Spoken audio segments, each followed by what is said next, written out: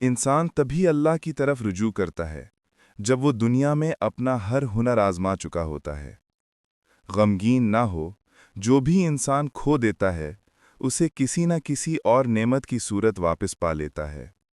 جو بات دل کو سکون نہ دے، بہتر ہے اسے زبان پر نہ لایا جائے۔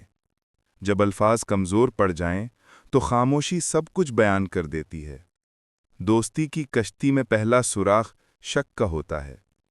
اگر میرا علم مجھے انسان سے محبت کرنا نہیں سکھاتا تو ایک جاہل مجھ سے 1000 درجہ بہتر ہے۔ خدا تک پہنچنے کے بہت سے راستے ہیں، لیکن میں نے خدا کا پسندیدہ ترین راستہ مخلوق سے محبت کو چنا۔ بیدار کر دینے والا غم غافل کر دینے والی خوشی سے بہتر ہے۔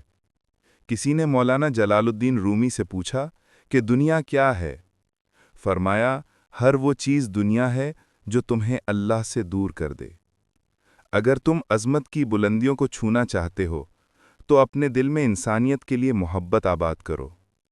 صرف خدا ہی تمہارے دل کا بوجھ ہلکا کر سکتا ہے، اس لیے خاموش رہو، خاموشی میں تمہاری بھلائی ہے۔